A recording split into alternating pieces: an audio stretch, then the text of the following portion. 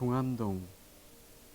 좀처럼 외출을 하지 않는 아버지가 어느 날 내 집 앞에 와 계셨다. 현관에 들어선 아버지는 무슨 말을 하려다 말고 눈물부터 흘렸다. 왜 오시냐고 물으니 40년 전 종암동 개천가에 홀로 살던 할아버지 냄새가 풍겨와 반가워서 그런다고 했다. 아버지가 아버지 하고 울었다.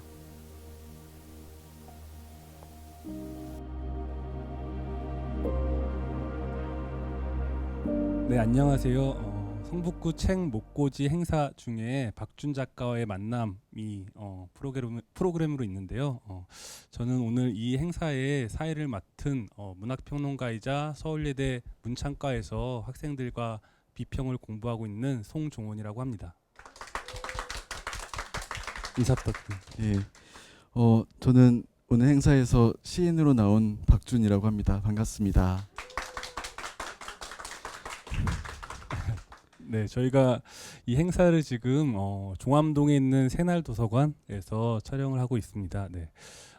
종암동이라는 이름은 사실은 네. 박준 시인의 두 번째 시집에 등장하는 시 제목이기도 한데요. 네. 네.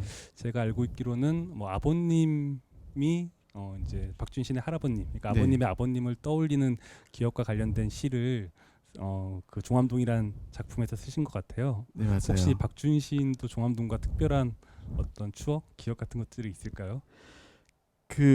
제가 사실 여기 가면 여기에 인연이 깊다 그러고 저기 가면 저기 가서 인연이 깊다 그러고 약간 박쥐처럼 살거든요. 제가 서울 은평구에서 태어났는데 아버님이 그때 성북구의 구청에 기능직 공무원으로 일을 하고 계셨어요.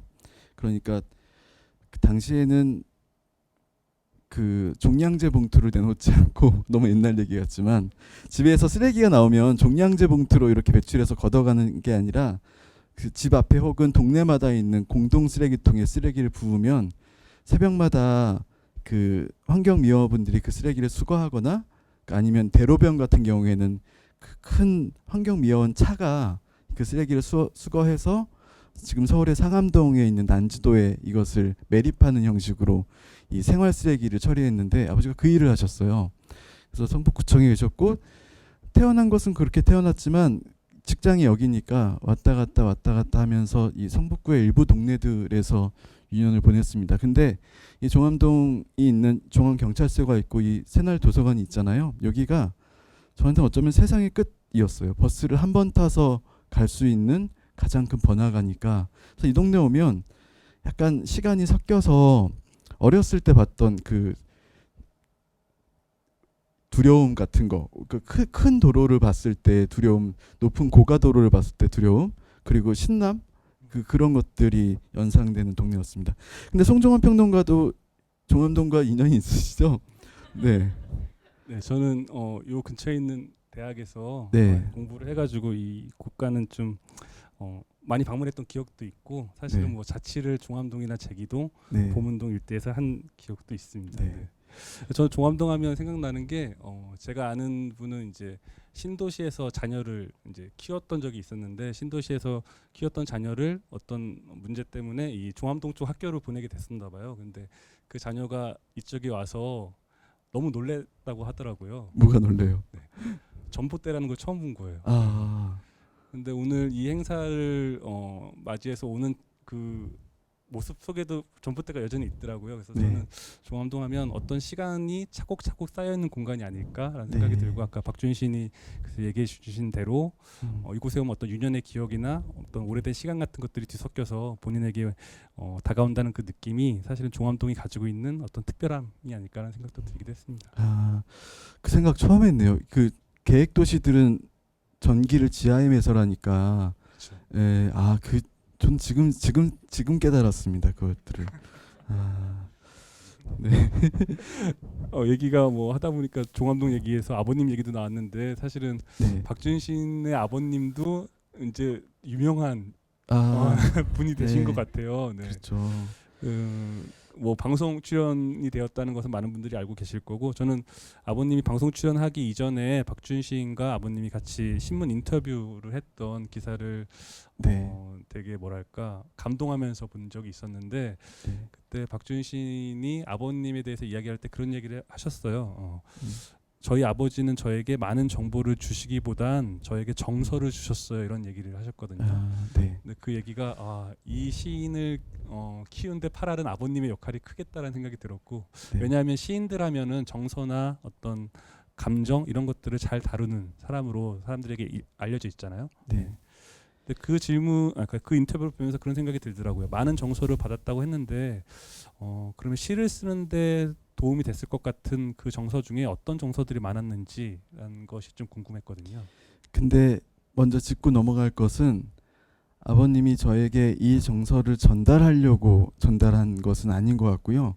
전달되어진 것 같아요. 그러니까 의도와 결과가 완전히 일치하지는 않은 것 같은데 결과론적으로 생각하는 것도 있고, 근데 제가 그때 느낀 것은, 그러니까 무슨 얘기냐면요, 아버지가 교육적인 측면에서 무엇을 하진 않았던 것 같아요. 그냥 본인이 그때 하고 싶었던 말들, 생각나는 말들을 저한테 많이 하셨는데 그 중에서 제가 택할 것, 느낄 것들을 선별해서 느꼈겠죠.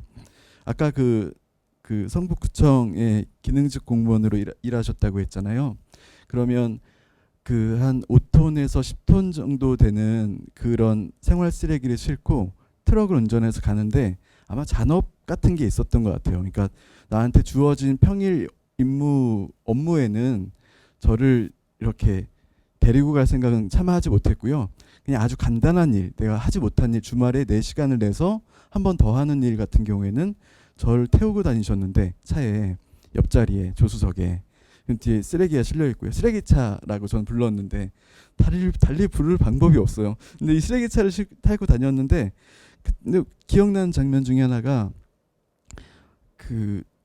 저기 신호등이 있어요. 아마 이렇게 국민대학교를 내려가는 언덕길이었던 것 같아요. 그 언덕이 비교적 이렇게 경사가 꽤 있는데 그게 트럭이면 제동거리가 좀 길거든요. 일반 승용차에 비해서 무거우니까.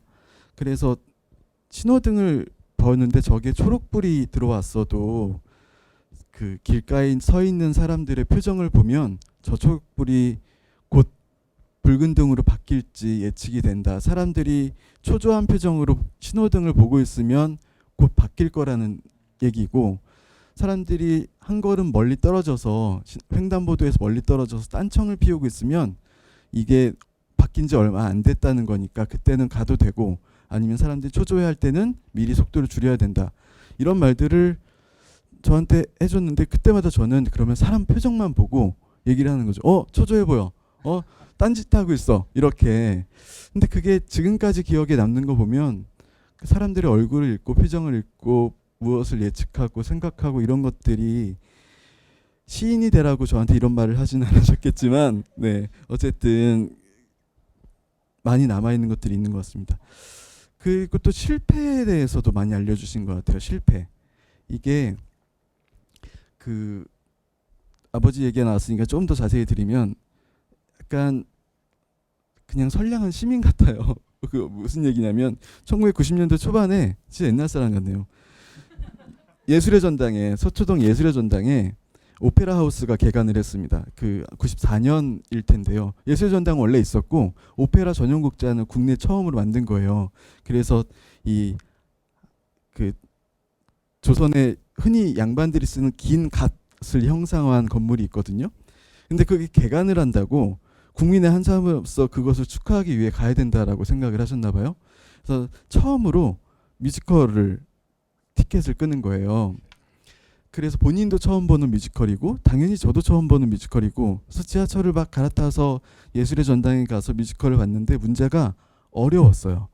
이게 외국의 뮤지컬 팀이 내한을 해가지고 번역이 잘 안 보였고, 노래들은 영어로 나오는데 아버지도 못 알아듣고 저도 못 알아듣는, 근데 약간 너무 지루한 거예요. 근데 뭔가 분위기를 보니까 극장하고 다르게 조금 더 엄숙하고, 그래서 좀이 쑤셔서 이렇게 있는데 불이 켜지더라고요. 한 1시간 반 지났을까?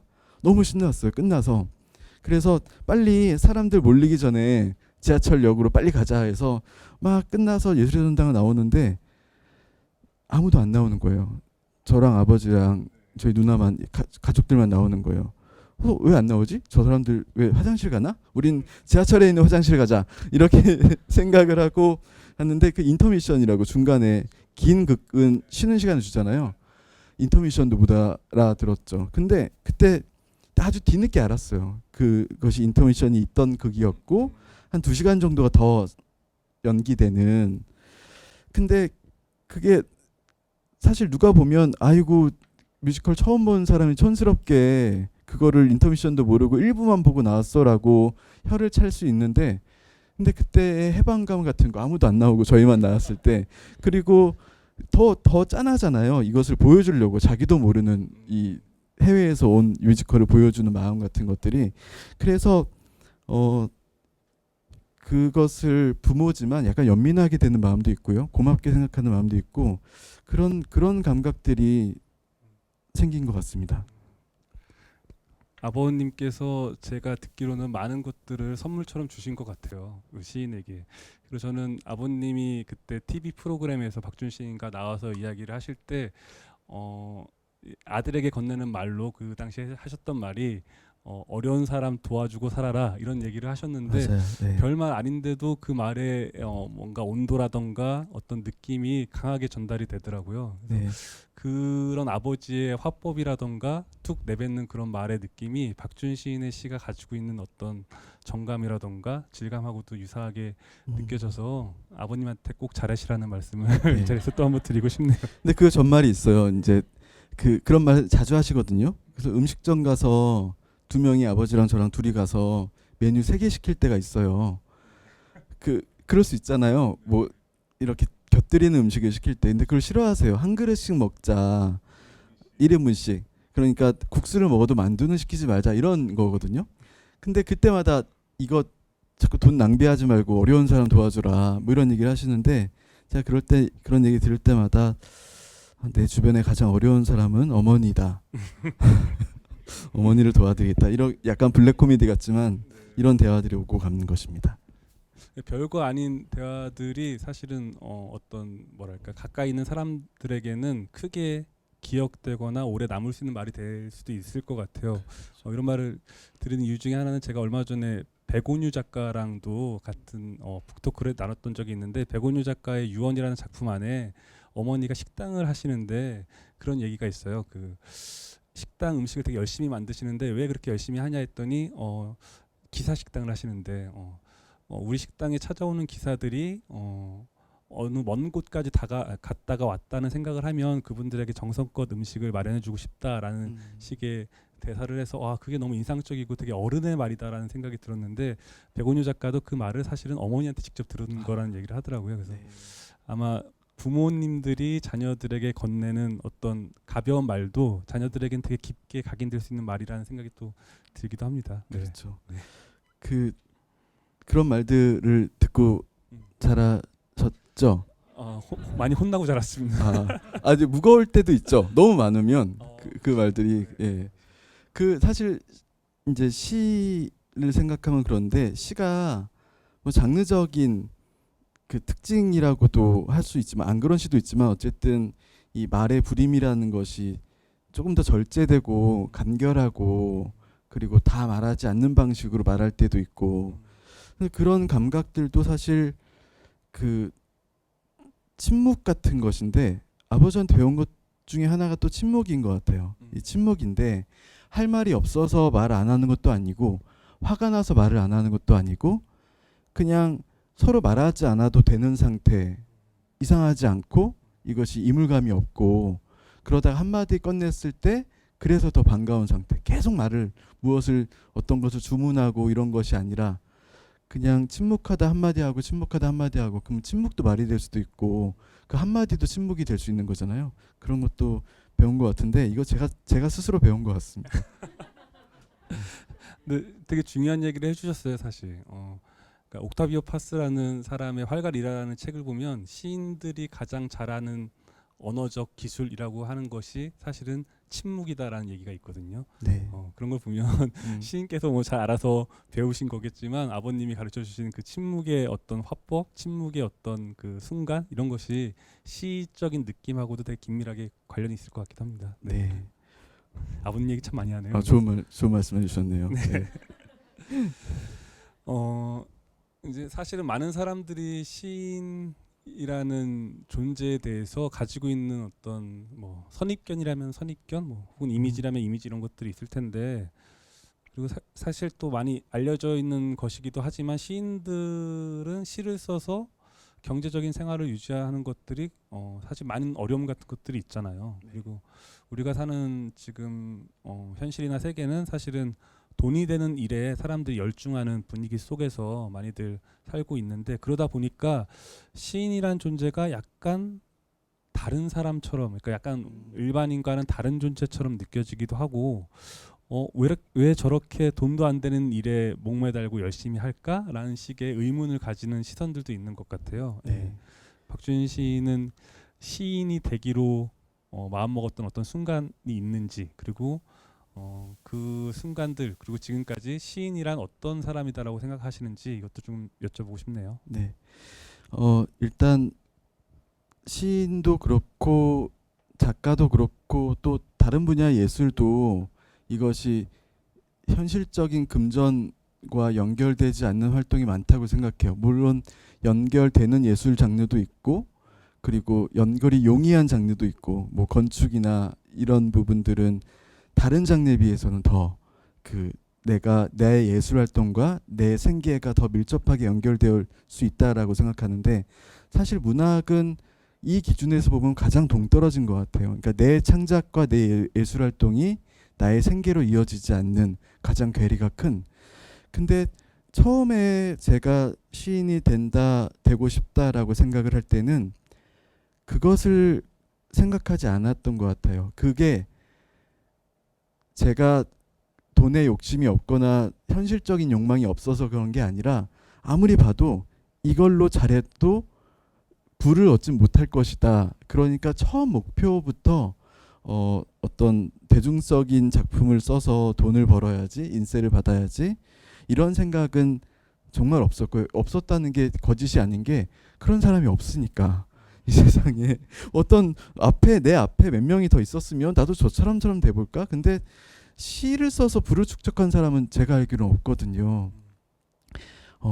그래서 오히려 자유로움이 멋있었던 것 같아요. 그리고 또 하나는 제 주변에 소설을 쓰는 친구도 있고, 드라마 대본을 쓰는 친구도 있고, 영화 시나리오 쓰는 친구도 있고, 그랬는데 시를 본격적으로 창작하는 친구들은 없었거든요. 그래서 제가 그 얕은 수로 이건 블루오션이다, 그러니까 경쟁을 많이 하지 않아도 되는, 경쟁을 아주 힘겨운 경쟁을 하지 않아도 획득할 수 있는 그런 거다라고 생각을 했고요. 그리고 처음 시를 쓴 계기는 일단 읽는 사람이 먼저였던 것 같아요. 시를 읽는 사람. 시를 읽는데 그냥 약간 치기가 섞인 건데, 이렇게 시를 읽는다기보다는 대중교통 탈 때 이렇게 이게 책을 들고 다니면 멋있어요. 멋있다고 생각했어요. 뭐 시집도 좋고, 그 사회과학 책들도 약간 두꺼운 거. 근데 두꺼운 건 팔이 많이 아프잖아요. 오랫동안 들고 다니면 이렇게 하드커버 같은 거는. 시집이 너무 좋은 거예요. 그래서 시집을 많이 읽기 시작했는데, 그때는 사실 출판사도 잘 모르고 누가 유명한 시인인지도 모르고, 제가 자주 타는 지하철역에 승강장에 헌책방이 있었는데, 아주 작은 헌책방이 있었는데, 그걸 주로 헌책방에서 밖에 내놓고 파는 책들은 헌책방에서도 싼 책들이거든요. 그래서 그렇게 오래전이 아닌데도 1,000원짜리 책들이 많았어요. 시집들은 1,000원짜리 시집, 1,500원짜리 시집들 많았고, 그래서 그 보이는 대로 시집은 샀던 것 같습니다. 그게 그렇게 큰 돈은 아니니까 읽고 마음에 들면, 제 책도 아닌데 괜히 선물로 주고 앞에 몇 글자 적어가지고, 이렇게 어쨌든 시를 굉장히 많이 읽는 그런 사람이었다가 이걸 하다 보니까 약간 건방져진 것 같아요. 야, 이건 나도 쓰겠는데 어느 날. 그래서 이제 본격적으로 시를 쓰기 시작했던 것 같습니다. 네. 저는 이제 문학 평론을 하고 있는데 비평가의 입장에서 시인이라는 존재를 떠올려 봤을 때 시인들이 필요한 이유가 있다고 생각을 좀 하거든요. 그 이유 중에 하나는 우리가 말을 하면서 살아가는 사람들이긴 한데 그 말이라는 것을 얼마나 다양하게 그리고 얼마나 잘 하고 있는지는 좀 의심스러운데 가끔씩 시인들이 하는 말을 들으면 그 말들은 약간 처음에는 이상하게 들리지만 곰곰이 되새겨 보면 그 말이 맞네 싶은 말들이 있고 그 말에 사실은 그런 감정이 묻어 있었는데 그 감정이 내 것과 다르지 않네 내 안에도 있었던 감정이 이렇게 확인시켜주는 존재들인 것 같아요. 그래서 시인 같은 사람들은 더 많이 말을 세상에 마련해주고 그 마련해준 말들로부터 사람들이 자신의 속을 더 들여다보기도 하고 그리고 자신의 감정을 더 이해하기도 하는 그런 기회가 되는 것 같기도 해서 시인들이란 자기 자신만을 위해서만 사는 존재가 아니라 다른 사람을 위해서 사는 존재라는 생각을 비평가처럼 좀 멋부리면서 네. 해본 적이 있는데 네 그럴듯한가요 시인으로서? 네, 네. 사실 그 말씀처럼 말을 우리가 하고 살죠. 이 말을 많이 하고 사는데 말마다 무게가 다 다르잖아요. 근데 이것은 무거운 말이 좋은 말은 아니고 가벼운 말이 나쁜 말도 아니고 그 상황에 따라 어떤 말이 필요할 때가 있는데 이 무수한 말들 중에 말의 무게추처럼 이렇게 달아서 수평을 맞추는 것 같아요. 이게 똑같은 말을 부려도 이 상황에서 이 말을 부릴 때의 무게와 이 말을 부릴 때의 무게가 다르잖아요. 그리고 하나의 글 안에서 혹은 이걸 읽는 사람이라 하더라도 내가 말에 지쳐 있을 때는 가벼운 말을 읽어야 하는 것이고 말에 공허한 말들에 둘러싸여 있을 때는 가장 진중하고 어두운 말을 들어야 되는데 그때 그 말의 무게를 조절하는 사람 같다라는 생각을 평론가의 말씀을 듣고 다시 또 그래서 이게 이거였구나라고 생각했습니다. 그러니까 뭐 요약하자면 시인들이란 뭐 언어의 체중계 같은 사람들이다 뭐 이런 말이 되려나요? 체중계는 뭔가 부정적인 기운이 가득하니까 언어의 무게추라고 할까요? 네. 네. 체중계 생각하면 다들 그렇게 반가운 사물은 아니잖아요. 네. 네 그렇죠. 네, 박준 시인의 시 얘기를 좀 하자면 시 속에 다양한 지명들이 등장을 해요. 아까 종암동 얘기도 했지만 첫 시집에 보면 청파동도 나오고 네. 뭐 태백도 나오고 태백, 네. 그다음 두 번째 시집 보면 지리산 뱀사골도 나오고 뭐 다양한 지역들이 나오는데 그래서 저는 박준 시인의 글을 읽으면서 대한민국 지도를 펼쳐놓고 지역을 표기해 보면 어떨까라는 생각을 해본 적도 있어요. 네. 그러면 강원도 쪽이 제일 많이 나올까 아니면 저 남해 쪽이 많이 나올까 이런 궁금증이 일기도 했는데 뭐 이것도 이제 질문에 포함됩니다. 어느 지역을 특히 애호하는지 궁금하고 그리고 뭐 지명을 쓰는 시들은 있긴 하지만 그렇게 흔한 것 같지는 않아요. 그리고 박준 시인의 시는 사실은 시편수에서 그 지명이 차지하는 비중은 꽤 크기도 하고 그래서 시 작품마다 지명이라는 것을 특별히 사용하고 있는 이유가 있을지 이것도 좀 궁금해요. 네. 그 뭐 금기라고 얘기할 수는 없지만 어쨌든 시를 쓰는 사람들이 경계하는 지점 중에 하나가 기행시 같은 거잖아요. 아시겠지만 내가 어느 곳으로 가서 낯선 경험들을 하고 낯선 감각들을 얻고 풍경들을 바라보는데 이거 눈으로 볼 땐 너무 좋은데 글로 쓰면 내 앞에 실제를 담아낼 수 없는 거잖아요. 그래서 한결 필터가 낀 것처럼 감흥이 떨어지는데 이건 내가 쓸 때나 좋지 이걸 보는 사람이 이걸 볼 수 있는 것도 아니고 근데 모든 재현의 예술들이 다 그런 것 같습니다. 사진이든 동영상이든 창작자의 의도가 개입되지 않은 상태에서 그걸 그대로 옮기는 것들은 예쁘다고 해서 그대로 옮기면 그게 아름다워지는 것이 아닌 것처럼 그래서 제가 시의 지명을 드릴 때에 경계하는 지점은 그곳에만 있는 것에 대해서는 가급적 쓰지 말자였습니다. 그러니까 동해에 가면 동해에만 있는 것, 남해에 가면 남해에만 있는 것, 뭐 지리산에 가면 지리산에만 있는 것에 대해서 쓰는 게 아니라 그곳에도 있는 것에 대해서 쓰자라는 생각을 해서 지명이 나올 때 이것들이 뭐 특산물 소개하는 방송도 아니고 이것들을 쓰는데 이 지명이 사실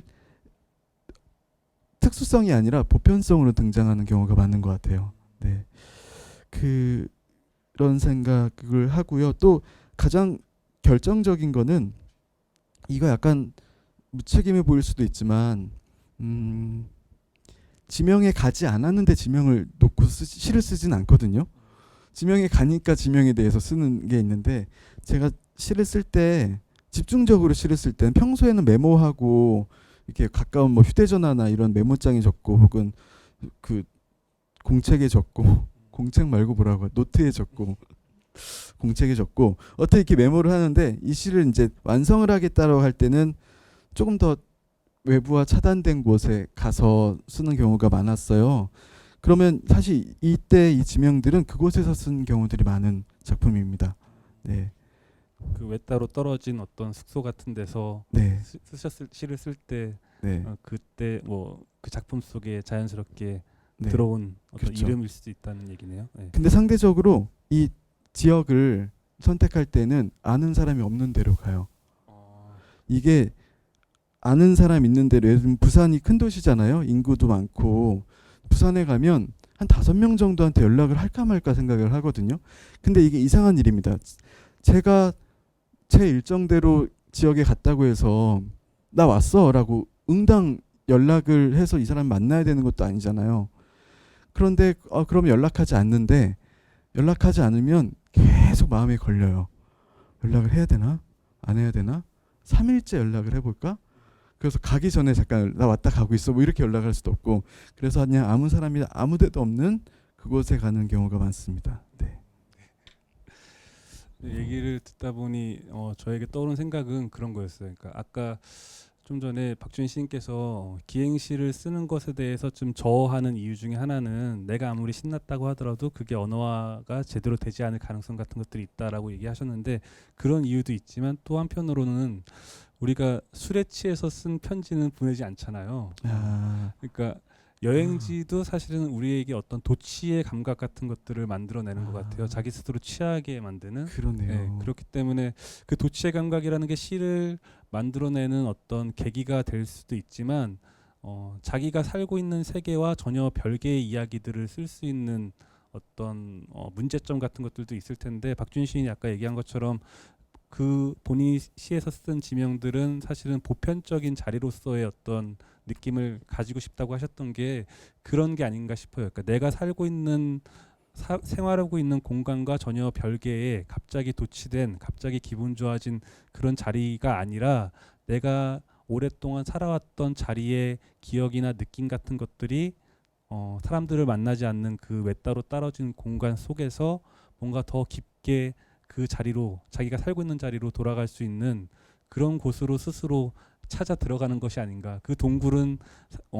내가 살고 있는 세계와 동떨어진 동굴이 아니라 내가 살아왔던 나날의 시간의 깊이가 온전히 고여 있는 동굴이 아닌가라는. 저 시 써도 될까요?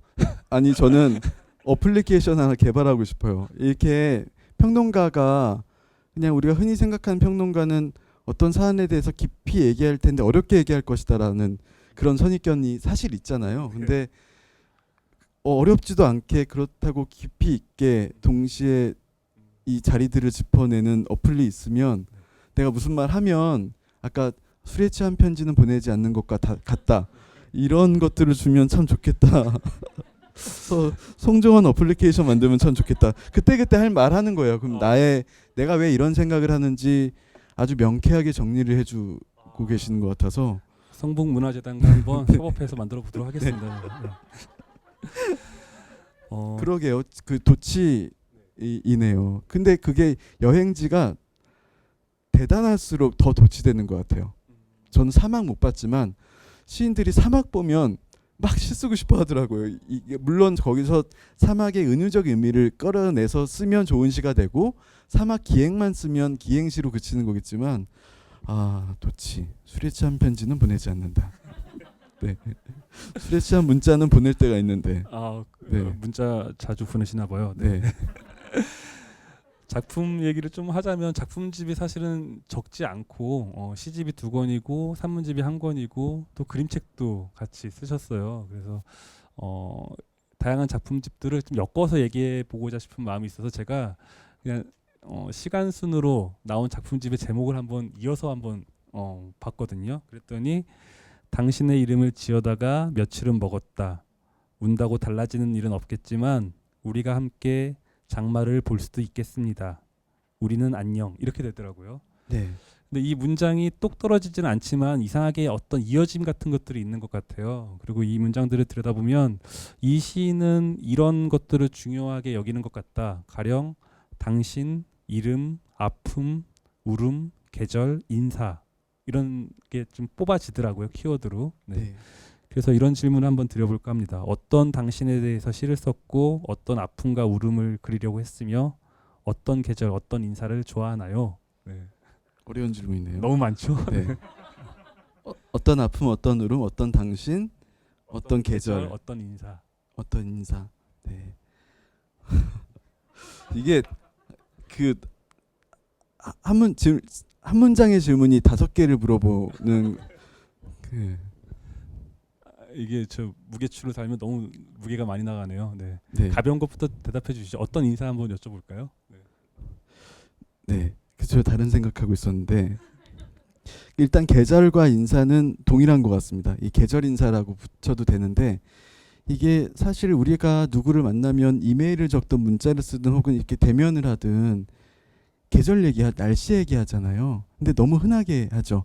아, 이제 가을 같아요. 바람이 좀 선선해졌어요. 라고 얘기하든가 아니면 다음 주에 비 많이 온대요. 라고 얘기하든가. 근데 이게 굉장히 평이하고 어떻게 보면 형식적이고 틀에 박힌 인사 같지만 저는 이런 계절 인사들을 하는 사람들이 약간 동떨어져서 보면 귀엽다라는 생각이 들었어요.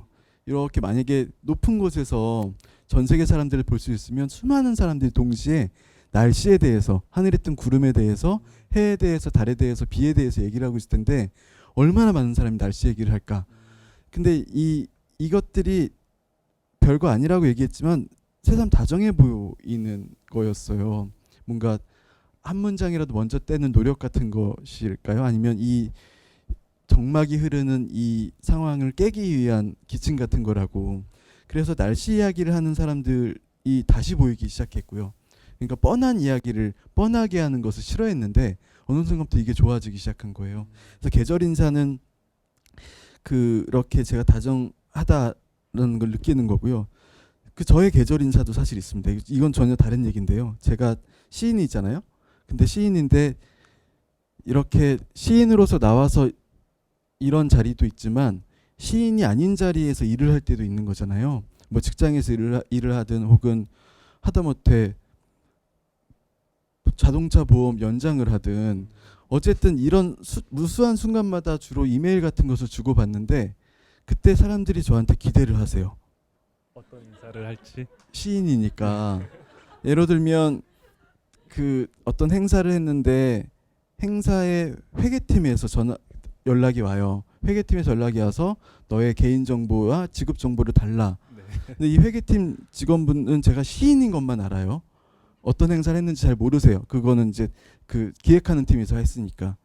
근데 이분한테 제가 그 제 개인 정보를 보고 수고하세요 이렇게 얘기하기가 좀 힘들어요.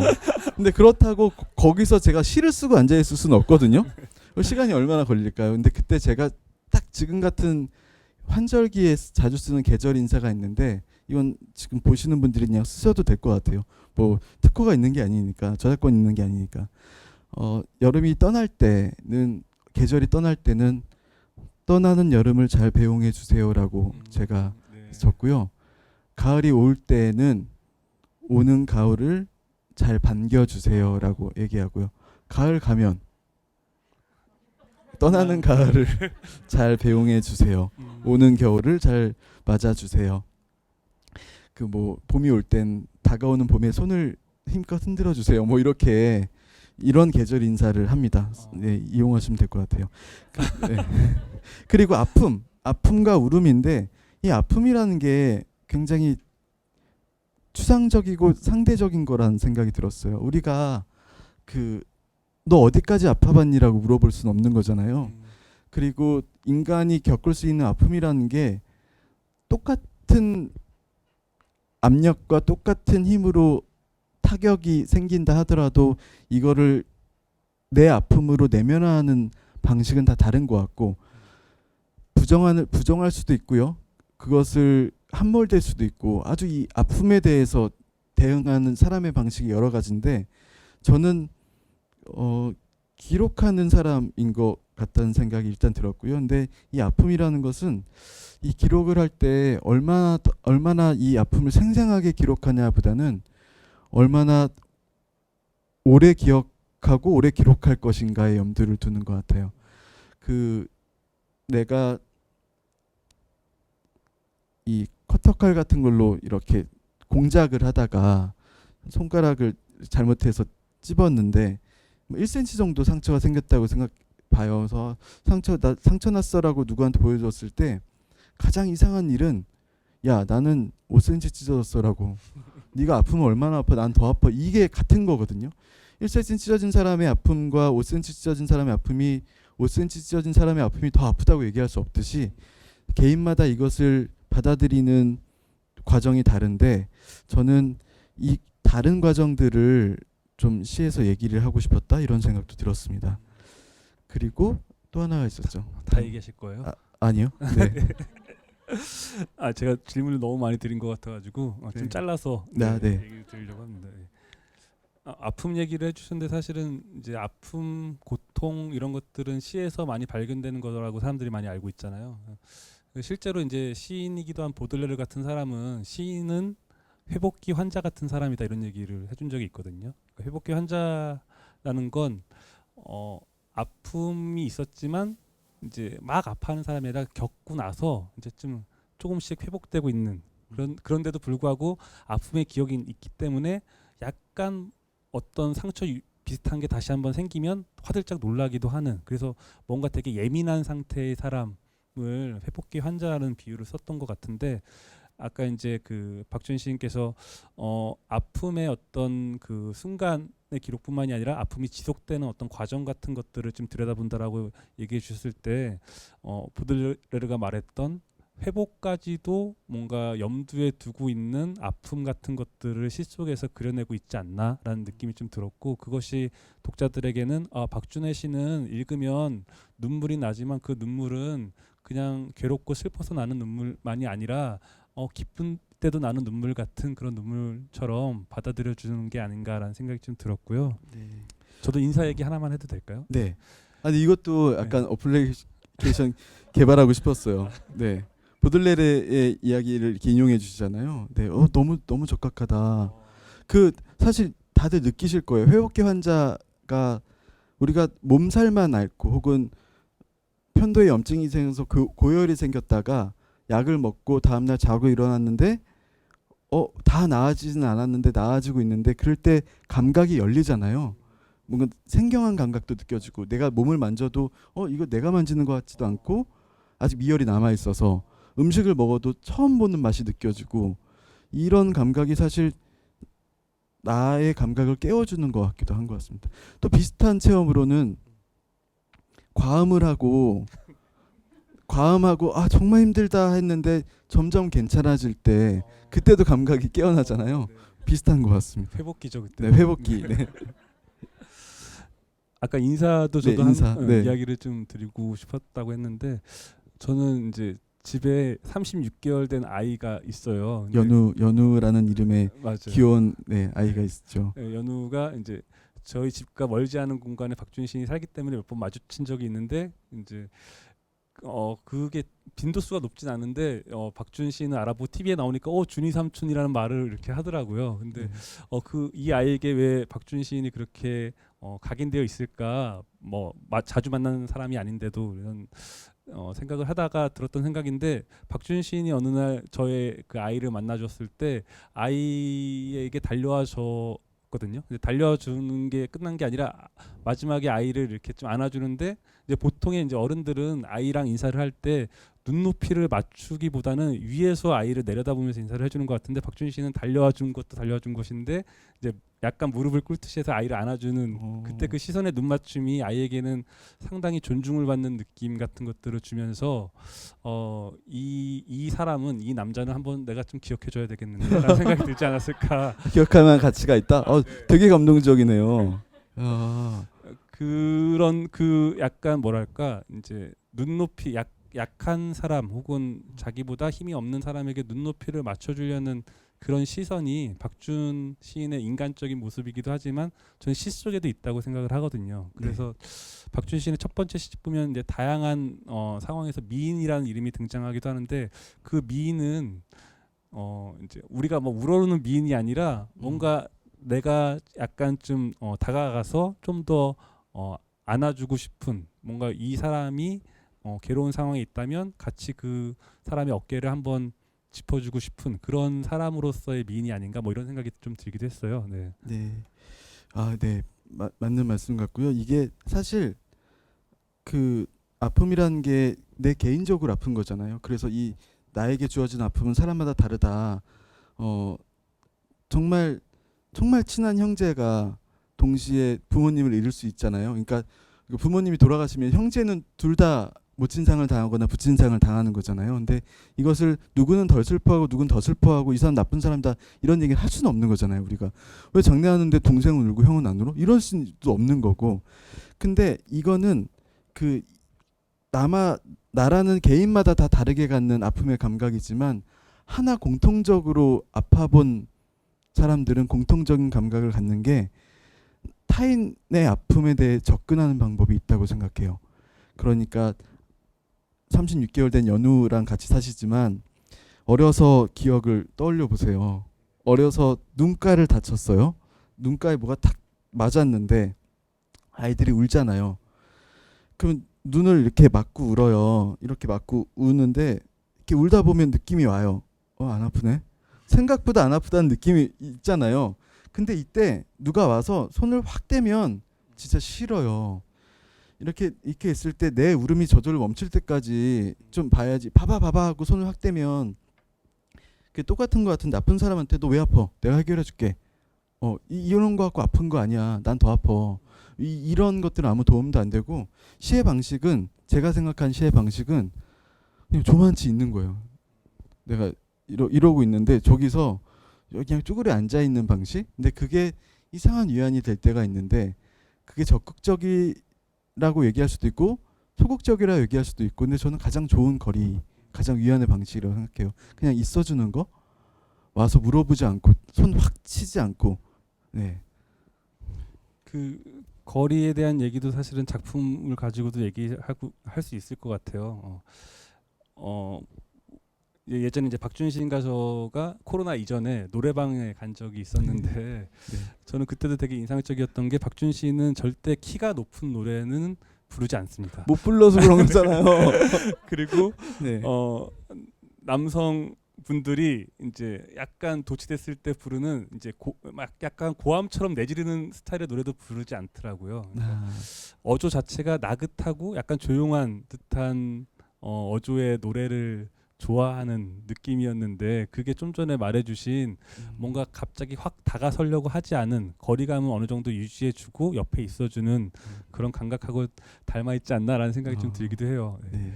그 인터뷰를 좀 보니까 사전에 제가 인터뷰를 좀 봤는데 예전에 시적인 가사, 시적인 노래를 꼽아주는 어떤 질문에 네. 루시드 폴의 네. 고등어라는 노래를 꼽아주신 적이 있더라고요. 네. 그 노래도 되게 나긋나긋한 노래로 제가 기억하고 있는데 네. 특별하게 꼽으신 이유가 있을까요?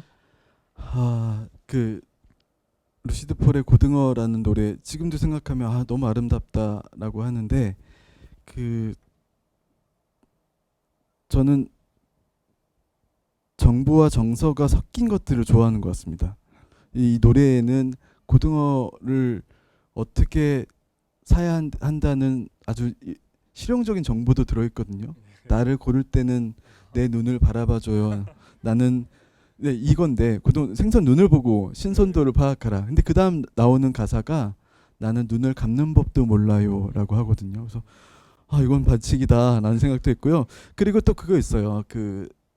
그동안 내가 지켜온 수많은 가족들의 저녁 밥상, 이게 이제 제가 과잉으로 몰입한지 모르겠지만 밥을 먹으려고 가족들이 모여 앉았는데 뭔가 뻔한 밥에 뻔한 그나물의 그 밥처럼 이 생계가 삶이 뻔한 집의 밥상이라는 것이 그냥 그야말로 그런 예측 가능한 것들이잖아요. 근데 거기에 고등어 한 마리가 있을 때와 없을 때 이 세계는, 내 유년의 세계는 얼마나 달랐던가. 오늘 저녁에 고등어 한 마리가 있는 밥상과 없는 밥상. 근데 이렇게 우리가 차마 이것을 꼬집어 얘기하지 못하는데 얘기해 주는 것이 뭐 음악이라는 장르든 시라는 장르든 혹은 다른 예술이라는 장르든 구태여 한 번도 이런 것에 대해서 얘기하지 않았지만 이미 다 알고 있는 것들을 새삼 말해주는 게 고마운 것 같습니다. 네. 그 뭐 고등어 노래도 그렇고 사실은 그거는 연애 노래는 아닌데도 네. 불구하고 저는 그 노래를 가사 없이 그냥 이 뭐랄까 선율만 듣고 있으면 약간 연애시 같다, 연애 노래 같다는 느낌도 좀 들거든요. 네. 근데 박준 시인의 시도 약간 그런 느낌이 있는 것 같아요. 그러니까 시가 어떤 것을 그리든 항상 나긋하고 약간 조용한 어조를 찾아서 그것을 이렇게 뭐랄까 좀 정성껏 담아내다 보니 그 시 작품 안에는 시에서 그려지는 대상들과 아까도 말해준 어떤 적당한 거리감 같은 것들이 생겨서 그 거리감 안에서 대상과 썸을 타는 것 같은 그런 느낌도 네, 있고, 그렇죠. 그리고 어쨌든 아까 뭐 옆에 있어준다라는 표현을 썼는데 너의 일이 나의 일과 전혀 무관하지 않아라는 식의 어떤 그 세계관이라면 세계관 혹은 뭐 사유라면 사유 같은 것들을 기본값으로 가지고 있는 그런 것 같아요. 그래서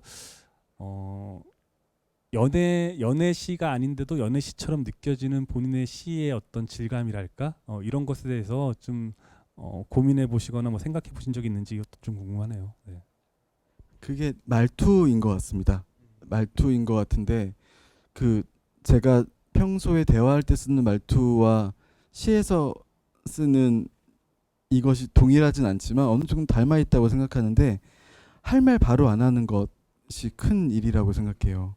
그래서 제가 또 살면서 자주 들었던 말 중에 하나가 본론이 뭐야라는 말이거든요. 말을 뱅뱅 돌려서 하니까 제가 사실 어제부터 생각했는데 이 말을 할까 말까 고민했는데 여기까지 가면 이게 고백인지 나에 대해서 비난할 준비를 마친 사람의 말인지 이게 분간이 안 가잖아요. 그래서 아마 그렇게 빙빙 돌아가듯이 애둘러가는 말하기의 방식이 시에서도 그게 마치 우리가 아이나 동물에게 사람이 얘기할 때의 어조가 더 부드러워지고 이응이 들어간 그런 낱말들을 많이 사용하는 것처럼 그런 것이 아닌가라는 생각을 했습니다.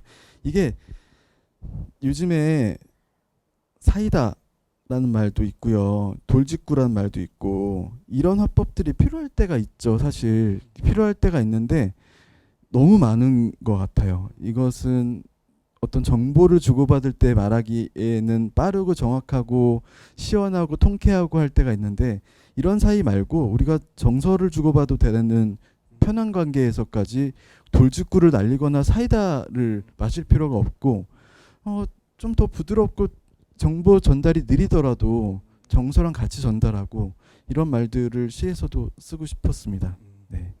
그게 어떻게 보면 시인이란 존재가 언어에 되게 예민한 감각들을 가지고 있기 때문에 하는 어떤 화법이나 어떤 그 어법이 아닐까라는 생각이 드는 게 아까 뭐 돌직구, 사이다 이런 얘기를 하셨지만 돌직구라는 것은 내가 어떤 말을 통해서 그 말을 통해서 표현하려고 하는 의도를 정확하게 맞춘다는 거잖아요. 그런데 사실은 뭐 언어학자들 사이에서 이야기도 그렇고 뭐 문학을 연구하는 사람들의 이야기도 그렇고 언어 자체는 그 상황과 완전한 대등한 동일한 것이 아니기 때문에 그 정확하게 겨냥하고 맞추는 것은 사실상 불가능하다는 거예요.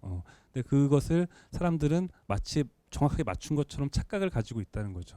그렇기 때문에 그 상황에 좀 더 진실되게 다가가는 방식은 아까 박준 시인이 말한 것처럼 바로 가는 것이 아니라 돌고 돌아서 빙빙 돌아서 그 주위를 계속 맴도는 식의 방식이라는 이야기를 하는데 좀 전에 해주신 얘기가 사실은 그 언어학자나 문학을 연구하는 사람들이 하는 얘기랑 상당히 닮아 있는 것 같아요. 네. 오늘 던졌는데 내일 도착하는 변화구가 있으면 얼마나 좋을까 이런 생각했어요.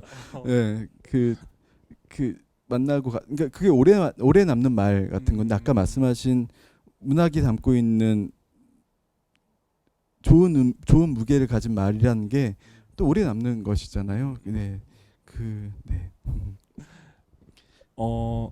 시인들이 산문집을 내는 일은 뭐 드물지 않은 것 같아요. 네. 운다고 달라지는 일은 아무것도 없겠지만이란 산문집도 있지만 네.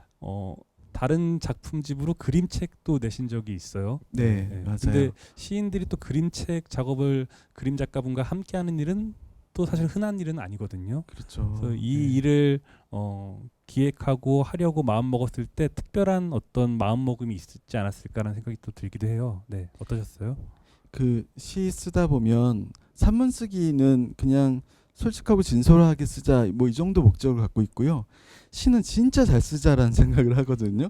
그래서 더 즐겁고 괴로워요. 진짜 잘 쓰고 싶으니까.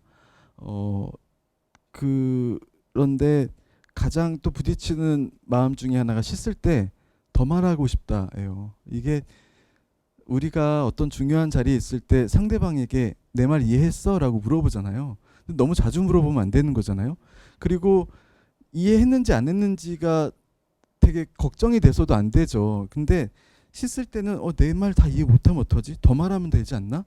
더 친절하게 혹은 더 제가 의도한 주제로 더 몰아주는 지정석 같은 것들을 더 이렇게 경계석 같은 거 설치하면 내 주제에 쏙 들어오지 않을까라는 생각을 하지만 그렇게 안 쓰죠. 눈물을 머금고 그 중단을 하는데 아까 그 말씀하신 침묵을 위해서 중단을 하는데 그림책은 너무 재밌는 게 이게 시쓰기랑 닮아 있지만 남은 이야기들은 그림으로 할 수 있는 거예요. 그래서 너무 저한테는 통쾌한 장르의 책이다라는 생각을 했고요. 물론 제가 그림을 그리면 좋겠으나 그게 그런 능력이 없으니까 제가 했던 시 그림책은 서영아가 김한나 작가님하고 같이 협력을 해서 만들었습니다.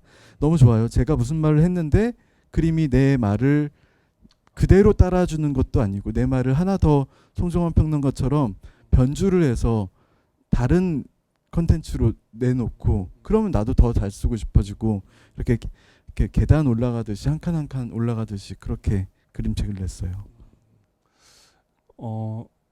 제가 질문한 것을 다시 생각해 보니까 어쩌면 박준 시인은 그림책을 하는 과정 속에서 그러니까 산문집이나 시집 같은 경우는 혼자 하는 작업이긴 하잖아요, 실질적으로. 근데 그림책은 일종의 협업인 거잖아요. 근데 좋은 협업의 느낌 같은 것들을 받으신 것 같다는 생각이 들고 그 느낌 때문에 앞으로도 다른 협업 같은 것들도 좀 생각해 보실 그런 것도 있겠어요, 그러면? 근데 저랑 같이 작업한 김한나 작가님이 원래 주로 서양화를 그리고요.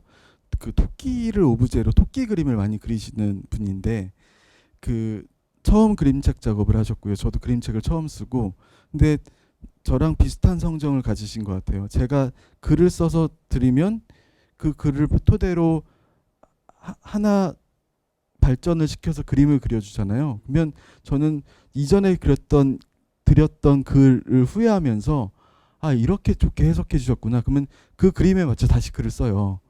그럼 작가님은 다시 글을 드리면 내가 그렸던 그림을 후회하면서 이 글에 맞춰서 다시 그림을 그리셨거든요. 정말 많은 컷을 그리셨어요. 그래서 중간에 이 책을 편집한 난다의 김민정 대표가 니네 그만하라고 끝나지 않는 편지를 주고받듯이 그래서 이 정도는 됐으니까 그만해도 되겠다 해서 지금 단계고요. 만약에 더 있었으면 더 다른 그림들이 더 다른 내용으로 처음에 그 그림책에 말이 엄청 많았습니다. 그 그림책 원고가 지금은 시 한 편에 해당할 만큼 굉장히 짧은 분량인데 거의 A4 3장 정도 될 만큼 굉장히 길었어요. 지시어들도 있고 근데 제가 상대를 못 믿고 이렇게 충분히 보냈는데 믿을 만한 그림을 주면 이 말들은 다 소용이 없어 말하지 않아도 되는 것들을 치고 작가님도 제가 말을 줄였으면 더 그리지 않아도 되는 것들을 그리지 않고 뭐 이런 작업들이 있었던 것 같아요. 근데 아마 힘들 것 같아요. 앞으로 협업을 한다는 건. 네. 근데 지금 뭐 대화 중에 떠오르는 생각은 제가 한 2달 전인가 그 종로에 있는 성공미술관을 갔던 적이 있는데 그 미술관의 전시가 흥미로웠던 점은 건물 2동 있는데 한 동에서는 어떤 화가분의 작품을 이렇게 보여줬어요. 근데 다른 한 동으로 이동하게 되면 그 한 동에는 그 작가분이 그 작품들을 만들기까지의 활용했던 자기 노트 같은 것들. 그러니까 좀 전에 말씀하셨듯이 우리는 안녕이라는 그림책도 작업하는 과정 속에서 책에 실리지 않은 다양한 작업들이 있었던 거잖아요. 그 작업들을 이렇게 다른 한 동에는 있더라, 그 작가 노트라는 형식으로 있더라고요. 그런 기획도 해볼 만하지 않을까. 왜냐하면 그림도 있을 것이고 또 네.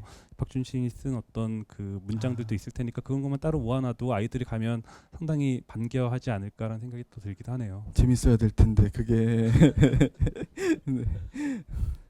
네. 네, 안 하는 걸로 하겠습니다. 네. 제가 그 한 달 전부터 뭐 특정 시간에 라디오를 듣게 됐는데 라디오를 듣다가 깜짝 놀랐어요. 왜냐하면 네. 박준 시인이 나와서 여름에도 이름을 부르고 여름에도 연애를 해야 한다. 네. 여름에도 라면을 끓여야 하며 이런 구절을 맞아요. 부르셔서 와 이제 박준 시인이 드디어 라면 광고를 시작했나 보다라는 네. 생각이 들었는데 알고 봤더니 그 멘트는 이제 박준 시인이 진행하는 어떤 프로그램을 홍보하는 네. 맞아요. 구절이었더라고요. 그 사실 그 구절은 또 시의 구절이기도 제시의 하죠. 구절. 네. 예. 그렇죠. 그 라디오 방송을 통해서도 많은 분들과 만날 텐데 이제 한편으로 제가 드는 생각은 박준 시인이라면 그 안에 다양한 청자들의 사연이 올 텐데 그 사연 안에서도 되게 시적인 것을 발견하고 있겠다라는 생각이 좀 들기도 했는데 그 안에서 뭐 마주했던 사연 중에 본인이 생각하기에 되게 시적인 느낌의 사연 이런 것들이 있을까요? 뭐 정보를 공개할 수는 없겠지만 네, 정말 많아요. 정말 많고 그리고 사실 라디오라는 것이 저한테는 어렵다라는 생각을 했어요. 왜 어렵냐면 이렇게 대면을 하거나 작품을 쓰면 당연히 윤리나 도덕에서 벗어나지 않지만 어떻게 보면 조금 더 날선말을 할 수도 있다라고 생각했어요. 그러니까 누군가가 어떤 고민 같은 것을 저한테 얘기했을 때 선하고 착하고 둥글둥글하고 이런 메시지가 아니라 조금 더 깊이 도움이 될 수 있는 양날 같은 이렇게 만지면 너가 다치지만 이렇게 만지면 괜찮다 뭐 이런 말들을 하고 싶은데 사실 라디오는 불특정 다수가 들으시니까 조금 더 더 둥글둥글한 말을 하기를 해야 되는 거고 또 한편으로는 제가 씻을 때 진짜 잘 써야 되겠다라고 해서 아까 말씀드렸듯이 언어를 무겁게 하는 것을 주로 연습했다면 라디오를 하면서 말을 가볍게 하는 연습을 하는 것 같습니다. 예전에 시를 쓰는 게 만약에 비유하자면 먹을 막 3시간 동안 갈아가지고 꾹꾹꾹꾹 눌러 쓰는 것이 시쓰기라면 물로 글 쓰는 기분이에요. 그래서 썼을 때 잠깐 보이고 너무 무거우면 또 안 되잖아요. 귀로 듣는 건데 제가 너무 무거운 말하면 안 들릴 거 아니에요. 채널을 돌릴 거잖아요. 가볍게 근데 아주 나중에 물자국처럼 이게 무슨 글자가 있었네라고 떠오르는 것을 목표로 하는데 잘 될 때도 있고 안 될 때도 있는데 어제 라디오 진행하는데 어떤 분이 5살짜리 아이를 키우는 분인데 아이가 또래에 비해서 말이 조금 느리고 언어 발달이 개인차가 있잖아요. 그리고 말이 느린 것도 느린 것이지만 평소 표현을 즐기지 않는 5살짜리 남자아이였던 거예요. 근데 그 어머니가 부엌 일을 하는데 무슨 일인지 아이가 이렇게 뒤로 와서 안아줬대요. 부엌 일 하고 있는 엄마를. 근데 마침 2살 터울 정도의 누나가 그 사진을 찍었는데 안을 때 웃고 있다라는 얘기인데 처음 생각했어요. 우리가 저희도 반가우면 포옹할 수 있잖아요. 오랜만에 만나고 이러면 악수로 안 될 때가 있잖아요. 포옹할 때 내가 포옹할 때 나를 안고 있던 모든 사람은 웃고 있었구나. 나도 누군가를 이렇게 껴안을 때 생각해보니까 저도 웃고 있었던 거예요. 누구나 다 똑같이 하는 건데 이것을 문자화했을 때에 느끼는 감동이 사연이나 문학 작품이나 큰 차이는 없는 것 같습니다. 웃으시죠? 누구 안을 때. 그럼요. 네. 막 되게 무섭게 안으면서 씩 웃고 넌 죽었어 임마 뭐 이렇게 이렇게 앉지는 않을 거잖아요. 저는 토닥토닥까지 합니다. 아, 네. 웃으면서. 네, 네. 그래서 세상에 나를 안아줬던 모든 사람들은 웃고 있었구나 이렇게. 이게 사실은 내가 보지 못하는 타인의 표정이고 얼굴이네요. 네. 네.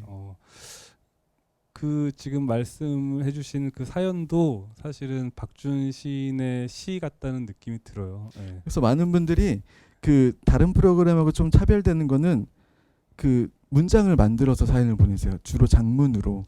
이게 뭐 문자로 보낼 때도 있고 그 어플리케이션 라디오로 생방송 듣는 어플리케이션 보낼 때도 있는데 문자로 그 장문으로 문장을 만들어서 보내시고요.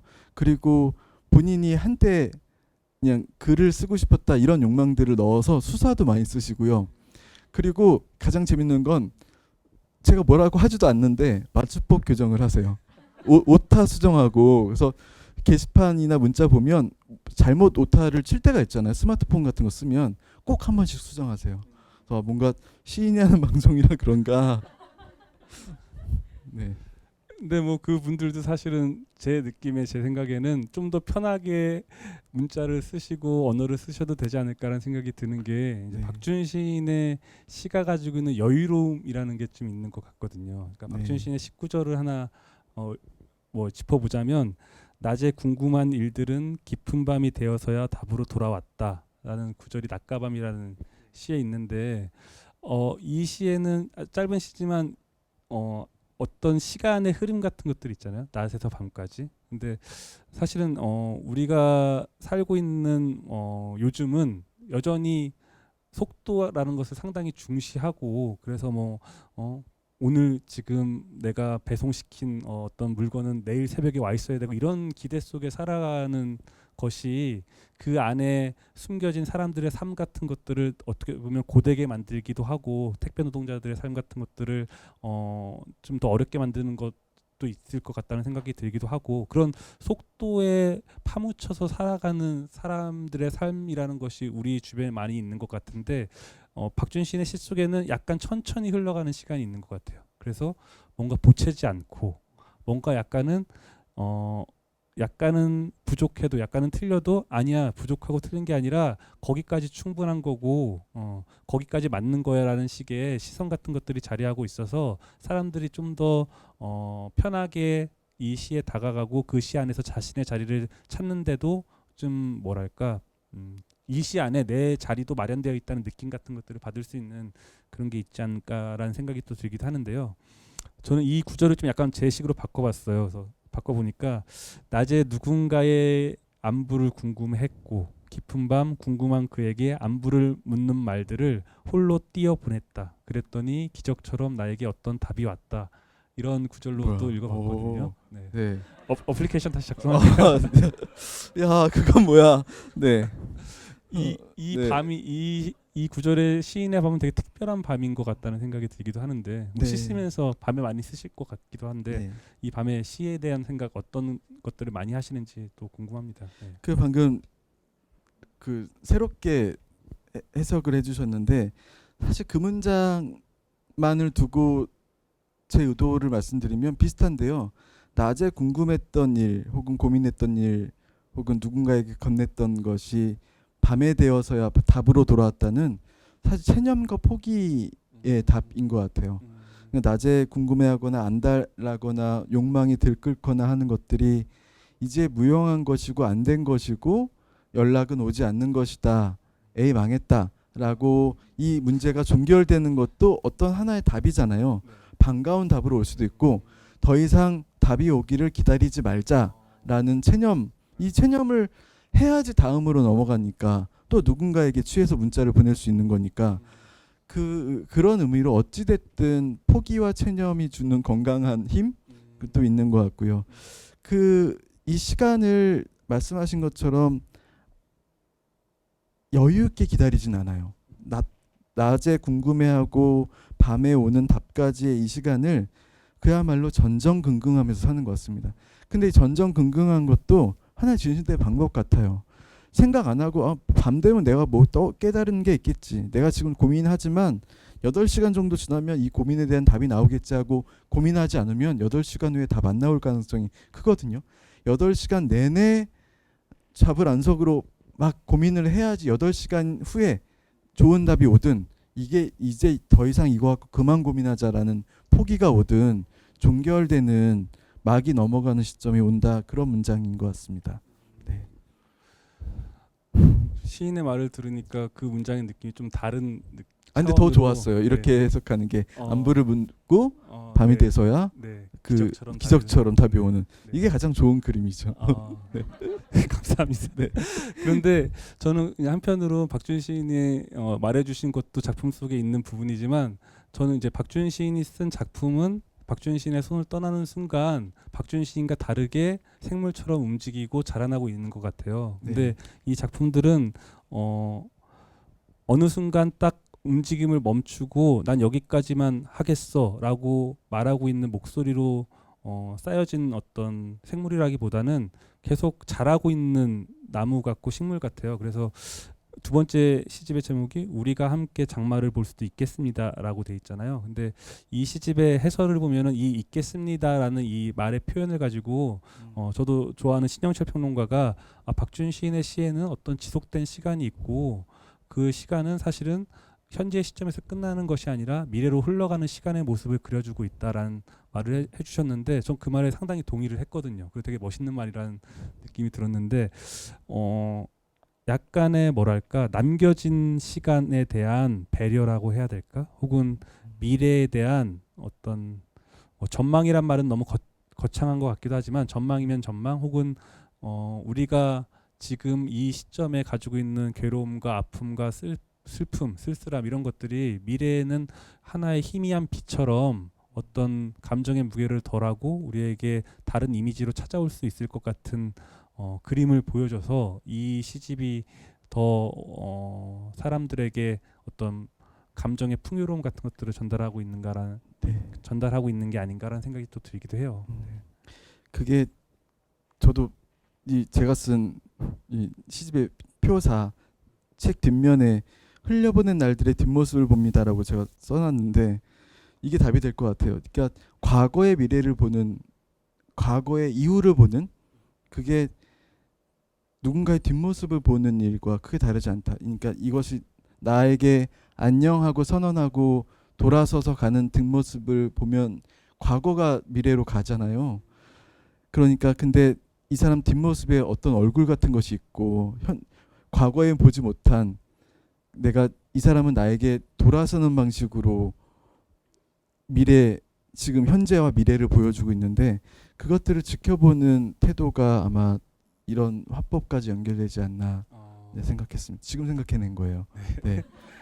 누군가 뒷모습을 이렇게 지켜보잖아요. 근데 사실 가면서 등으로 말하고 있잖아요. 내 마음의 해석으로 그런 것 같습니다. 네. 그 뒷모습을 바라보는 시인의 시선이라는 것이 이 시집뿐만이 아니라 사실은 산문집이나 그림책에서도 잘 느껴지고 있다고 저는 생각을 하고 그래서 이제 그림책의 안녕이란 말 그 인사 같은 것들도 처음 만나는 사람의 안녕을 담고 있는 것뿐만이 아니라 헤어지고 나서 그다음 다시 만난 사람들이 나누는 안녕의 느낌까지 같이 품고 있는 게 아닌가라는 생각도 또 들기도 하네요. 그렇죠. 네. 사전에 여기서 도서관에서 여기 도서관에 방문해 주시는 많은 분들에게 받은 질문이 또 있는 것 같아요. 그래서 그 사전 질문으로 이 도서관의 관계자분들이 모아주신 질문들이 있는데 그 질문들을 몇 가지 좀 던져볼까 합니다. 네. 맨 마지막에 받은 질문인데 이 질문이 되게 뭐랄까 좋았어요. 네, 좋아서 읽어보자면 제 꿈이 시인이에요. 예전에는 시를 참 쉽게 잘 썼는데 요즘 시가 잘 안 써져서 그런데요. 어떻게 해야 시가 잘 써질까요? 다시. 네. 보시면 글씨가 빗돌빗돌해요. 아마 글씨체를 보고 나이를 파악하는 것은 거의 불가능하지만 할 수 있을 것 같아요. 왠지. 근데 예전엔 시가 잘 적혔는데 예전엔 잘 썼는데 한동안 잘 썼는데 요즘 안 써진다. 슬럼프 같다. 예. 어떻게 하면 시가 잘 써질까. 사실 대학에서 학생들하고 같이 공부하시잖아요. 가르치고 그 창작하는 친구들이 많을 텐데 그렇죠. 네. 근데 막 창작을 대학에 와서 시작한 친구들도 슬럼프를 겪죠. 그럼 티가 나요? 겉으로? 잘 쓰던 친구가 막 말을 해요. 학생들이 안 써. 슬럼프라고. 슬럼프라고. 네. 그럼 어떻게 조언해 주세요? 뭐 여러 가지 것들이 있는데 제가 이제 아직 학생들에게 전화해 주지는 않았는데 이번 학기에 학생들이 이런 면담을 요청하면 이런 답을 해줘야 되겠다는 생각이 들었던 게 글 쓰는 것이 사실은 오랫동안 시간이 걸리는 일이잖아요. 그러면 당연히 지침도 있고 거기에 슬럼프도 있는 것 같아요. 그래서 저는 학생들에게 좋아하는 일을 꼭 한 가지 마련해 두어라. 그게 꼭 글 쓰는 일이 아니더라도 글 쓰는 일과 함께 글 쓰는 일에 지칠 때도 너가 기쁨을 찾을 수 있는 하나의 취미 같은 것들은 꼭 있었으면 좋겠다. 당근. 예. 네. 네. 그 취미가 너의 취향을 개발해 줄 것이기도 하고 그 취향이 사실은 너의 글에 다시 스며들어서 글을 풍요롭게 만들어 줄 것이다라는 식의 이야기를 해야 되겠다 마음먹은 게 하나 있었는데 미리 여기 방송을 통해서 공개하게 됐네요. 좋은 말씀이네요. 근데 저는 사실 그런 거 하나 있어요. 그러니까 그거는 그 제가 독한 술을 좋아하는데 근데 얘는 글 쓸 땐 안 마시고요. 독한 술을 마시면 글이 쓰고 싶겠어요? 독한 술을 더 먹고 싶지? 그래서 다 쓰면 마신다라는 보상처럼 당나귀가 당근 매달리고 이렇게 달고 당근 향에 다가가는 것처럼. 근데 이 글씨체를 봐서 독주를 마시라고 할 수는 없잖아요. 아이인 것 같으니까 다른 이야기를 하면 한동안 너무 안 써질 때는 그 생각을 했어요. 또 약간의 그 삶이 너 모든 것들이 잘 되면 좋겠지만 이것도 안 되고 이것도 안 되고 글까지 안 써져? 내가 뭔가 바닥 같네? 난 바닥에 있는 것 같네라는 느낌이 들 때 오기가 생겨요. 이 바닥의 끝이 어딘지 보자. 그래서 저는 글이 너무 안 써질 때는 일부러 글을 못 쓰기 시작했습니다. 어차피 잘 쓰려고 노력해봤자 못 쓰는 글이 나올 거에는 글을 못 쓰기 시작하는데 말도 안 되는 글을 쓰기 시작했어요. 옆집에는 삼형제의 염소가 있다. 그 중에 둘째가 나에게 자네 놀이공원 가봤나? 라고 말을 걸어왔다. 이런 글들을 그냥 계속 쓰고 있는 거예요. 이게 어디 보여주지도 않고 어디까지 못 쓰나 보자라는 이런 마음으로. 그리고 사실 이 질문에 가장 멋있는 지점이 있습니다. 이게 예전에는 시가 잘 써졌는데 요즘 안 써진다는 거는 자기 비평의 눈이 생겼다는 겁니다. 예전에는 무엇을 써도 좋고 좋다 잘 썼다 나 시 썼다 뿌듯하다라고 생각하셨을 텐데요. 지금은 쓸 때 이거는 좋은 문장이 아니니까 차마 안 쓰는 거예요. 다음에 이거는 이렇게 주제를 뽑으면 재미가 없을 것 같은데 또 안 써지고. 그러니까 내 안에 송정원 평론가처럼 약간 냉혹한 냉철한 아니고 냉혈한도 아닌데 냉정한도 아니고 냉담한도 아니고 뭐죠? 네, 아주 그 객관적인 내 안에 평론가가 생겨서 글이 안 써지는 거예요. 옛날처럼 그냥 아무렇게나 쓸 때는 잘 써졌는데 그러니까 오히려 좋은 신호라고 생각하면 됩니다. 얼마나 든든한가요? 처음에 쓰는 내가 있다면 이거는 더 좋은 글이 아니고 이렇게 써야 더 좋은 글이야라고 내 안에 끊임없이 말을 거는 비평가가 생겼다는 증거라고 생각해요. 그래서 용기를 가지시면 됩니다.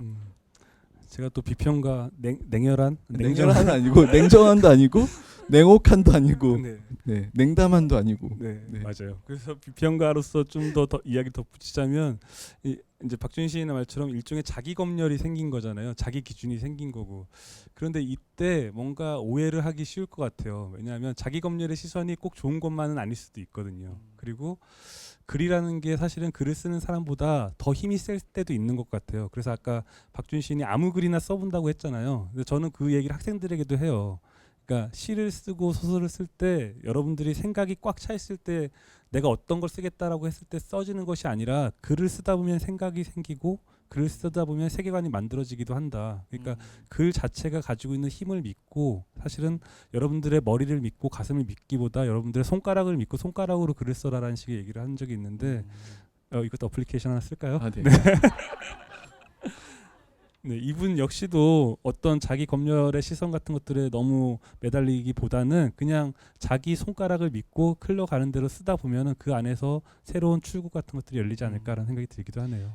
그 말씀은 너무 내 안에 검열이 가득하면 결과물을 못 만들어내니까 자기 검열도 필요하지만 나를 믿고 써야 되는 순간이 있다 이런 말씀이시죠? 아, 네. 아, 좋은 것 같습니다. 네. 되게 특별한 질문이 하나 있었어요. 네. 저희가 이제 오프닝 때도 종암동 이야기를 했었는데 네. 이분이 질문이 종암동 씨의 영감을 받아 작곡한 음악도 있는데요. 이렇게 자신의 시로 인해 영감을 받아 변화하는 걸 보면 어떤 기분이 드시나요? 하면서 가로 열고 해당 곡은 김재우 작곡의 종암동입니다라고 써주셨어요. 혹시 이 곡을 알고 계신가요? 저 사실 몰랐어요. 네. 몰랐고 네. 그 들려주실 수는 없죠? 이게 저희가 할 때 나갈 수 있나? 그 어쨌든 그 시라고 하는 것이 노랫말과 크게 다르지 않았고 앞으로도 다르지 않을 텐데 그 어떤 창작자의 영감이 되는 것은 너무 좋은 일이죠. 근데 제가 예전에 한 래퍼와 많은 분들이 좋아하는 래퍼랑 콜라보를 했거든요. 근데 이 래퍼분이 참 좋은 게 작품에 대한 리스펙이 있어요. 그러니까 제 작품 저라서가 아니라 다른 장르를 작업하는 예술가에 대한 리스펙이 있어서 한 글자도 고치지 않겠다. 이게 말 편하게 발음하기 편하게 뭐 예를 들면 그런 말 쓰죠. 그 마음이란 말을 마음으로 줄여 얘기하던가 이런 걸 하지 않는 거예요.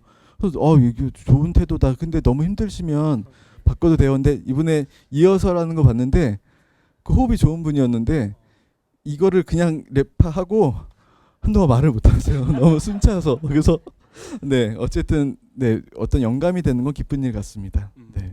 그리고 아까 뭐 그림책 얘기할 때도 했지만 그건 일종의 또 협업이 될 것 같기도 해요. 그렇죠. 네. 예. 그러니까 혼자 작업하는 예술가들이 많이 있는데 그 혼자가 아니라 다른 누군가와 정말 물질적으로 물리적으로 작업을 하는 순간들은 그분들에게 새로운 영감을 주는 순간이 또 되지 않을까. 그리고 사실 출전을 밝힐 수 없지만 밝히지 않는 게 아니라 제가 영화를 보고 드라마를 보고 당연히 시집과 소설을 읽고 또 다른 예술 작품을 보고 어쨌든 이것들이 자양분이 돼서 오늘의 내 감각을 만들어내는 거잖아요. 그래서 더 직접적인 영향이 되면 좋은 일 같습니다. 네.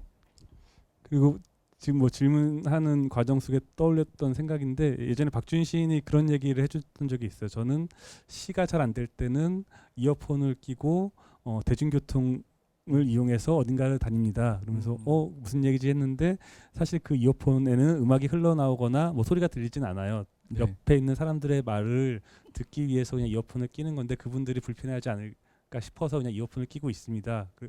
그렇게 이야기를 듣다 보면 그냥 편안하게 사람들이 나누는 대화 속에 수많은 시적인 것들이 있는 것 같아요. 이런 얘기를 네. 해주신 적이 있죠. 맞아요. 네. 그 도청이 아닙니다. 이게 도청은 아니고요.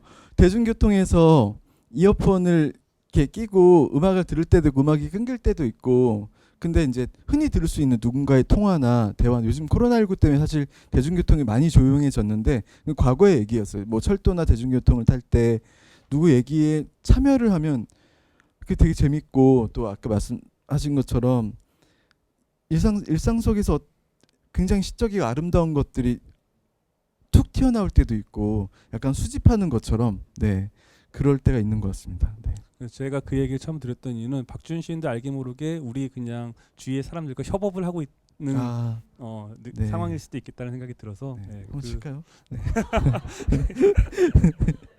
네. 이 질문은 약간 질문이 좀 아프기도 했는데 이런 질문을 해주셨어요. 어느 밝은 시절을 스스로 등지지 않기 위해 걷지 않아도 될 걸음을 재촉하지 않기 위해 오늘도 마음 수행을 합니다라고 하시면서 여기에 도움이 되는 시를 한 편 추천해 주실 수 있을까요? 이렇게 해주셨네요. 네. 이게 그 제 산문집 서문에 이렇게 적어놓은 거를 인용해서 질문하신 것 같은데 제목이 그늘이고요. 남들이 하는 일은 나도 다 하고 살겠다며 다짐했던 날들이 있었다. 어느 밝은 시절을 스스로 등지고 걷지 않아도 될 걸음을 재촉하던 때가 있었다는 뜻이다. 이 글을 보고 질문해 주신 것 같은데 그 어느 밝은 시절을 스스로 등지는 것은 욕망이 만드는 일입니다. 이 제가 확인되지 않은 이야기인데 좋아하는 이야기도 해요. 그 인디언의 어느 부족에서 성인식을 할 때 그 외길을 걷게 하고 아시죠? 이게 근데 확인은 못했어요. 실제로 이런 풍습이 있었는지에 대해서 외길을 걷게 하고 그 외길가에 늘어진 식물의 열매가 있는데 하나만 딸 수 있다? 한 번에 길을 되돌아갈 수 없다. 가장 큰 열매를 딴 사람이 이 시험에서 이기는 거다. 그러면 내 앞에 있는 열매가 커요. 근데 이걸 따면 앞으로 내가 걸어갈 길 내내 더 큰 열매가 나와도 따지 못하는 거고요. 지금 내 앞에 열매가 큰데 에이 더 큰 게 있겠지라고 해서 걸어갔을 때 더 큰 게 없으면 되돌아가지도 못하는 거고. 그래서 이 얘기가 왜 이렇게 참 오래 남지라고 했는데 이 욕망이 만들어내는 것 같아요. 이 모든 것들은. 그러니까 더 밝은 시절이 있겠지라고 해서 내가 등지는 건데 등져 보니까 내가 떠나온 것이 가장 밝은 시절이었구나. 난 이미 너무 멀리 걸어왔구나. 뭐 이런 그 마음으로 썼던 글인데요. 근데 또 이것도 약간 미학과 쾌감이 있습니다. 내가 내 삶을 왕창 깨버리고 휙 돌아서서 어두운 길을 걸을 때 뭔가 쓸쓸하면서도 비장해지는 게 있거든요. 그래서 최승자 시인의 시집을 이 시대의 사랑 네 읽으시면 전체가 이걸 엎어버리고 내 가장 어두운 길로 가는 이 비장한 전사의 외침을 보실 수 있습니다. 그렇죠. 네. 그렇죠. 네. 그 사랑과 관련된 시 중에는 그 꽃을 꺾어서 네. 분질러서 네, 네, 꺾어다 꺾는, 꽂아다오. 네. 네. 근데 저는 이 질문을 읽으면서 와, 첫 번째 문장이 너무 문학적이고 멋있다라고 했는데 산문집에 네. 앞부분에 나온 구절을 변형해서 쓰셨던 거네요. 네. 아, 네. 네. 오해하시겠다. 저도 산문집 다 읽었고요. 산문집으로 같이 북토크를 아니 근데 이게 기억하는 게 더 이상한 거예요. 그렇죠. 네. 한 번에 기억하는 게 서문이니까. 네. 저 도움이 되는 시는 뭐 제가 받은 질문은 아니지만 박준 시인의 시가 사실은 이 역할을 해줄 수 있다고 저는 생각해요. 아까도 얘기했듯이 박준 시인의 시는 어두운 것만 있는 것이 아니라 어두운 것만 파고드는 것이 아니라 어떤 희미한 빛을 항상 가지고 있기 때문에 오래오래 어떤 걸음을 걸어가실 분들에게 같이 옆에 두면은 좋은 친구가 되어주지 않을까라는 생각도 듭니다. 네. 여기 새날 도서관에 방문하시는 분들 중에는 작가가 되고 싶은 분들이 많으신가 봐요. 그래서 어떤 분이 이런 질문하셨어요. 일기 쓰기의 중요성을 강조하셨다고 들었어요. 저는 3년째 다이어리를 쓰고 있는데 1차원적인 내용만 적고 있네요. 예를 들면 누구 만났다, 무엇을 했다 같은 이런 것도 잘 하고 있는 걸까요? 변화가 없어서 약간 걱정인 것 같아요. 이렇게 쓰신 것 같아요. 일단 너무 잘하고 계시고요. 이 기록이라는 것이 내 하루를 기록하는 게 별게 없죠. 저는 사실 제 일기장에는 뭐 먹었다 많아요. 만두 먹었다, 쫄면 먹었다, 맛있었다. 근데 이거는 만두 먹었다, 쫄면도 먹었다, 맛있었다는 달리 얘기하면 오늘 하루 동안 아무 일도 일어나지 않았다, 평온했다라는 뜻이거든요. 네, 무사했다. 네. 근데 이게 누구 만났다. 근데 이렇게 쓰다 보면 누구를 만났는데 이 누구에게 만약에 하지 못한 말이 있으면 꼭 하고 싶었는데 못했던 말이 있고 후회가 되면 누구를 만났는데 이 말은 하지 못했다라고 적으실 거예요.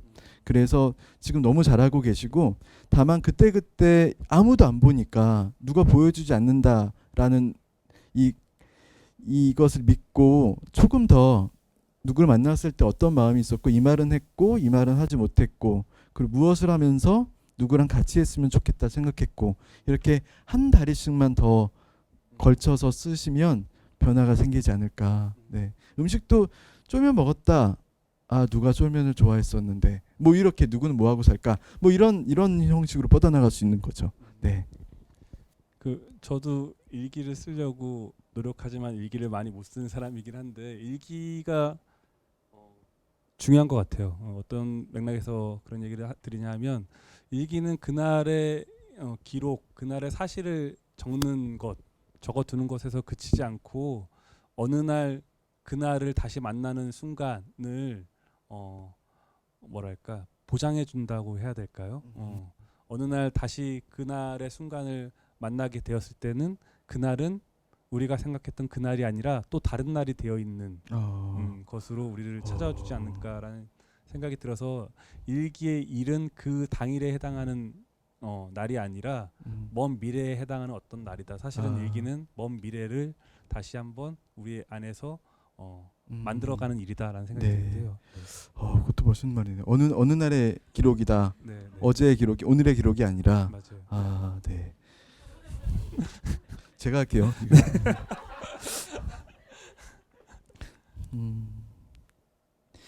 이거 어떠세요? 일회용적인 만남을 추구하는 편입니다.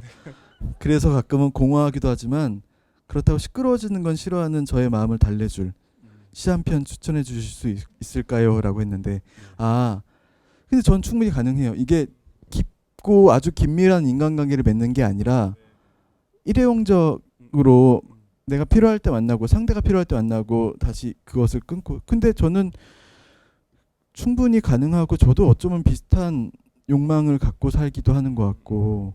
네. 그런데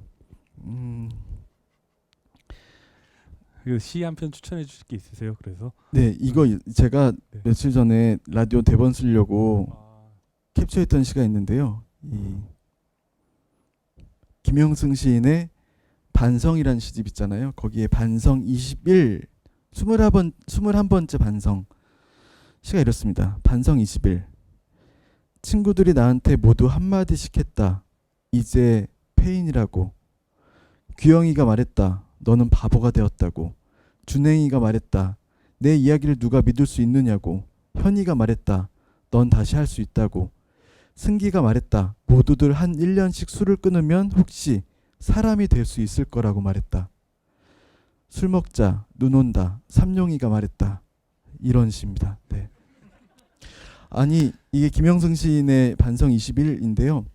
이게 무수한 친구들이 얘기하잖아요. 너 다시 할 수 있어라고 용기 주는 친구가 있고, 너 이제 페인이야, 넌 바보야라고 했고 너 술 끊으면 1년 술 끊으면 다시 갱생할 수 있어라는 얘기 있는데 이런 사람들 다 필요 없고요. 술 먹자 눈 온다라고 얘기할 수 있는 한 사람은 있어야 된다라고 생각해요. 내 주변에 한 명만 있어도 100명 안 부럽다고 생각합니다. 나를 위해 진짜 말을 해줄 한 사람. 네. 되게 어려운 질문이었는데 수월한 답을 해주시네요. 네. 아니, 제 이야기예요. 저도 한 사람은 있어야 되지 않을까? 뭐 이런 생각들을 늘 해가지고. 네.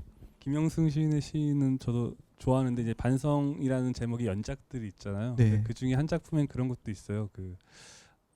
집 밖에서 식구들을 보면 괜히 슬프다. 네. 네. 그러면서 식구들 안에 그런데 뭐 아버지를 뭐 만나고 어머니를 만나고 있는데 맨 마지막에 우리 집 강아지 이름도 민키도 나오죠. 네, 맞아요. 근데 그 가족이란 테두리 안에 자기네 집에 살고 있는 강아지까지 같이 불러주는 게 사실은 요즘에 반려동물이 너무 이제 사람들에게 많이 퍼져 있어서 이건 너무나 당연한 것이라고 생각하기 쉬운데 그 시는 사실은 거의 20-30년 전에 쓰여진 시였는데 네, 그 맞아요. 안에 그런 구절이 있어서 너무 좋았던. 근데 다들 공감하실 거예요.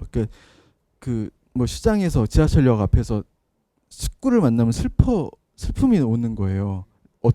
그런 느낌이 있으세요? 시끄러우면 돌아가죠. 그 청소년기고 지금은 반갑고 네. 이렇게 인사하는데 애잔한 마음이 있죠.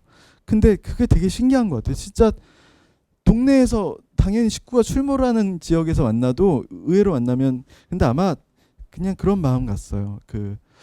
저 옷을 그만 입으려겠는데 또 입고 나왔네부터 시작해서 아니 왜 저 무거운 게 두 손 무겁게 왜 저걸 들고 택시 안 타고 버스 진작 내려서 걸어오는 거야 등등의 마음이 있는데 화도 나고 슬픔도 있고 연민도 있고 이 모든 마음들이 섞인 것 같은데 우리가 결국 만나면 그냥 씩 웃죠. 어디 갔다 와 이렇게. 아마 근데 상대도 똑같이 나한테 느끼고 있을 것 같았습니다. 그런 생각도 드는 게 저도 이제 동네에서 가족을 볼 때 약간 놀랬던 적이 있는데 내 앞에서 짖지 않던 표정이 네. 가족에게도 있더라고요. 그 순간을 떠올려 보면 가족이라는 건 우리가 서로에게 모든 걸 다 보여주는 상대처럼 생각하기 쉽지만 가족 안에서도 사실 일정한 거리가 있는 것 같아요. 근데 그 표정을 나에게 보여주지 않았다는 게 한편으로는 쓸쓸하기도 했으면서 한편으로는 우리에게는 가족이라는 한 테두리 안에서도 일정한 거리 같은 것들이 있다는 걸 인정해야 되겠다는 생각이 또 들기도 하더라고요. 네. 보실 거예요? 이 질문, 네, 예. 특이한 질문인데, 네, 작가님 혹시 창비보다 문학동네를 더 좋아하시나요? 왜냐하면 창비에서 근무하신다고 들었는데 작품을 보면 문학동네가 압도적이네요. 이렇게 나온 게. 네, 그렇죠. 그 엄마가 좋아, 아빠가 좋아라는 질문 같은데 그 창비는 오랜 시간 동안 출판사 창비는 제 일터였고요. 그리고 거기에 편집위원도 하셔서 거기서 더 가까이 뵀는데 제가 만약에 시집을 기획하고 만들고 하는데 제가 제 시집을 썼는데 이걸 만들고 하는 게 좀 이상하다는 생각도 들었고요. 그리고 창비와는 근로계약을 맺었고 문학동네와는 출판계약을 맺어서 계약서대로 하는 겁니다. 네. 근데 이제 다음 시집은 창비에서 나오는데요. 출판계약을 맺어서 네. 계약서를 제가 출력해서 제가 뽑고 제가 사인해서 이게 이제 근데 처음부터 그랬으면 이상했을 거예요. 여기서 일하는 사람이 여기서 책이 나오면 쟤는 저기서 일하니까 저기서 책을 내나? 라는 생각도 할 수도 있고 근데 이제는 좀 자유로워져서 네, 창비에서 열심히 책을 낼 생각입니다. 다음 산문집은 문학동네의 계열사인 달이라는 출판사에서 나와요. 네. 홍보까지 제대로 하시네요. 여전히 엄마가 좋아 아빠가 좋아 이런 겁니다. 네, 창비도 그렇고 문학동네도 그렇고 두 번째 시집이 나온 문학가지성사도 그렇고 한국에서 좋은 시집, 좋은 소설을 꾸준히 내주고 있는 출판사들이죠. 그리고 이제 아까 박준 시인이 창비에서 일을 하고 있기 때문에 창비 출판사도 왠지 같이 일하는 동료의 책을 내고 싶은 마음 같은 것들이 있었을 텐데 제가 알고 있기로는 창비라는 출판사에서 시집을 내고 싶은 시인들이 많이 있는데 그 시인들의 자리를 내가 한 자리 뺏는 게 되지 않을까 저어된다라는 식의 이야기를 해준 적도 있는 것 같아요. 그런 마음이 사실은 박준 시인의 어떤 좋은 마음이 사실은 출판사를 이렇게 계약을 하고 하는 과정 속에서도 있지 않았나라는 생각이 또 들기도 그리고 합니다. 말씀처럼 출판은 물론 경쟁사라고도 할 수도 있는데 사실 경쟁보다는 협력이 더 많은 것 같아요. 이 출판사에서 이 작가를 찾아내고 좋은 작품들을 내면 이 작가를 좋아하는 독자들이 더 생길 거고 이 작가와 다른 출판사가 작업을 할 수도 있고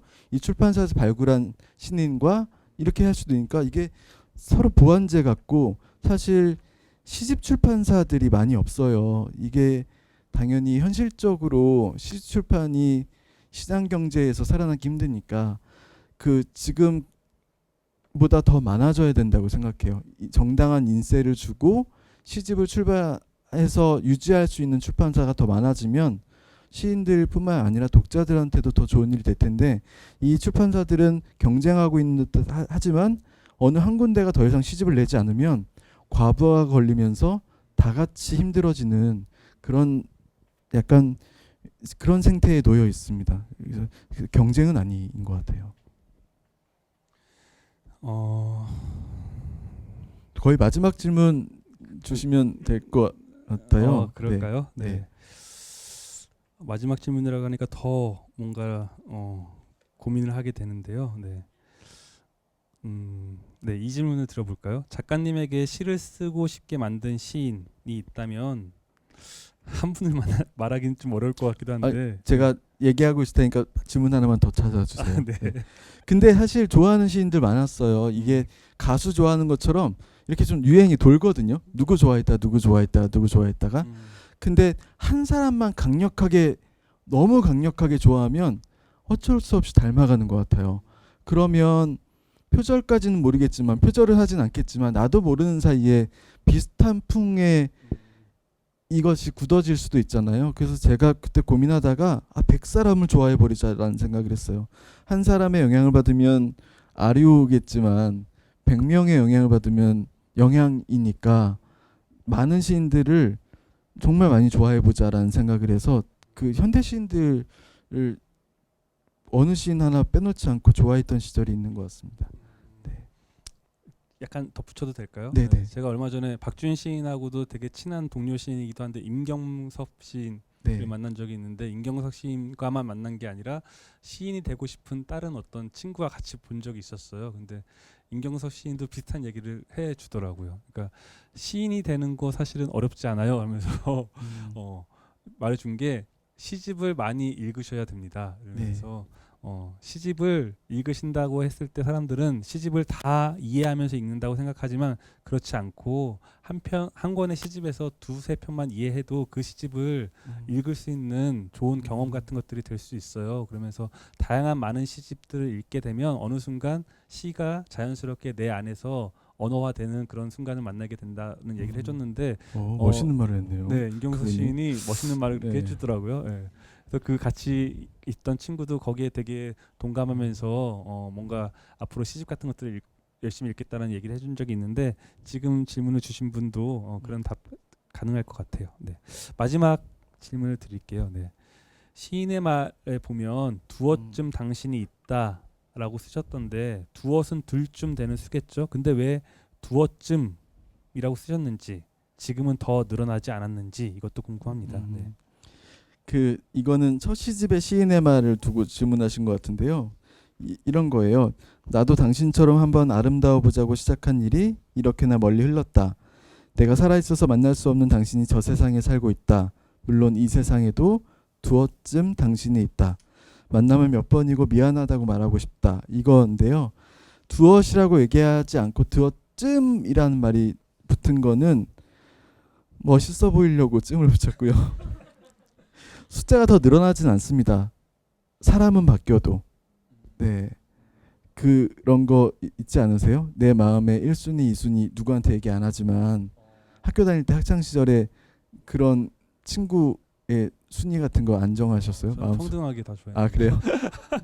네, 대인 관계가 원만해서 그렇고 저는 오늘 이 친구한테 실망하면 강등시켜요. 내 마음속의 순위를 1, 2, 3부터 10위까지. 근데 약간 상위권은 주로 고정이고요. 6, 7, 8위가 엄청나게 각축을 다투는데 문제는 이 친구들은 몰라요. 네. 근데 제 안에 사실 얘기하냐면 살면서 사람이 누구를 좋은 사람과 함께 사랑하면서 사는 것도 정말 좋은 축복이지만 어떤 좋은 사람을 그리워하면서 사는 것도 축복 같습니다. 그게 만날 수 있는데 상황이 못 만나든 혹은 아예 만날 수조차 없든 상관없이 누군가를 진짜 좋아하는 사람을 그리워하면서 사는 인생은 성공한 게 아닌가? 한 2명 정도가 적당한 수가 아닐까. 네. 5명은 너무 많고 네. 1명은 너무 불안하고 너무 가난하고요, 마음이. 한 두어쯤? 네. 갑자기 두엇이라는 숫자가 네. 상당히 부자가 되는 느낌의 숫자가 되는 것 같네요. 그렇죠. 네. 2+1이라고 할 수도 있는데 3명이 되었다면 곧 2명으로 정리해야 되는 그런 게 곧 두어쯤인 것 같습니다. 네. 뭐 지금 해주신 답변도 들어보면 시인들이 하는 말은 약간 어떻게 보면은 빈틈이 있는 것 같기도 하고 약간 덜 채워진 것 같은 말인데 한편으로는 그걸 오래 되새겨 보면 그 빈틈 사이에 내 생각이나 내 감정이나 이런 것들이 스며들어서 뭔가 이렇게 완성까지는 아니더라도 뭔가 더 많아지는 느낌이 들어서 좋다는 생각이 드네요. 두어쯤이라는 단어 저도 오늘 왠지 기억에 남을 것 같고 네. 앞으로 어떤 자리에서든 사람을 표현할 때 두어쯤이라는 표현 한번 써보고 싶은 생각이 드네요. 네. 한 2병쯤 주세요라고 얘기하는 거 아니야? 그것도 네. 좋죠. 네. 2병쯤 먹고 다음 날 회복기 환자가 되면 좋겠다는 네, 생각도 좋네요. 듭니다. 네. 질문이 더 있는데 아까 제가 작가분에게 앞부분에서 드렸던 질문하고 겹치는 것도 상당히 많이 있어서 더 이상 질문은 따로 드리지 않을까 합니다. 네. 마지막으로 이제 인사를 좀 드리면 어떨까 해요. 저부터 우선 드리자면 저는 이 종암동에 있는 새날도서관은 처음 왔는데 행사와 관련된 준비를 너무 많이 해주셔서 우선 감사하다는 이야기를 드리고요. 그리고 이런 행사 같은데 참여하다 보면 사실은 이제 행사를 도와주시는 분들이 있는데 그 도와주신 분들이 하는 노고 같은 것들을 특별하게 생각하게 되는 순간들이 있는 것 같아요. 근데 아까 이 도서관에 올 때부터 엘리베이터에서 마중 나와주시고 인사해주시고 그런 모습에서 저는 이 새날 도서관이 가지고 있는 어떤 특별함, 온기 같은 것들을 느꼈다고 생각합니다. 네, 성북문화재단에서도 여기 이 행사를 위해서 도움을 많이 주신 것 같은데요. 그 재단과 그리고 오늘 새날도서관 협조해 주신 분들께 감사하다는 이야기를 드리면서 저는 마무리 인사를 하도록 하겠습니다. 네. 고생하셨습니다. 아니 이렇게 두루 살피는 정무적인 말씀을 해주셔서 제가 안 하면 이상해지는 건데 저의 마음까지 표현해서 해주셨다고 생각하고요. 그 사실 살면서 그 다행이고 반가운 일들이 그렇게 많이 일어나지 않는데 그 좋은 문학 작품을 마주하는 일은 우리가 갖고 있는 얼마 남지 않은 다행스럽고 반가운 일 혹은 좋은 음악을 듣거나 좋은 미술 작품을 감상하거나 이것들은 이 코로나19 시기에도 코로나19 이후의 시기에도 우리가 내 마음대로 가질 수 있는 다행스러운 일이라고 생각합니다. 그래서 저도 앞으로 좋은 작품 써서 박준이 또 나왔구나라고 활게 다시 인사를 드리겠습니다. 성북 책 목고지 행사의 일환인 박준 작가와의 만남 행사를 마치도록 하겠습니다. 고맙습니다.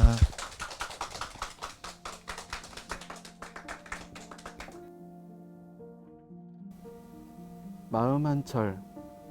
미인은 통영에 가자마자 새로 머리를 했다. 기 밑을 타고 내려온 머리가 미인의 입술에 붙었다가 떨어졌다. 내색은 안 했지만 나는 오랜만에 동백을 보았고 미인은 처음 동백을 보는 것 같았다. 우리 여기서 한 1년 살다 갈까? 절벽에서 바다를 보던 미인의 말을 나는 여기가 동양의 나폴리래 하는 싱거운 말로 받아냈다. 불어오는 바람이 미인의 맑은 눈을 시리게 했다. 통영의 절벽은 산의 영정과 많이 닮아 있었다. 미인이 절벽 쪽으로 한 발 더 나아가며 내 손을 꼭 잡았고 나는 한 발 뒤로 물러서며 미인의 손을 꼭 잡았다. 한철 머무는 마음에게 서로의 전부를 쥐어주던 때가 우리에게도 있었다.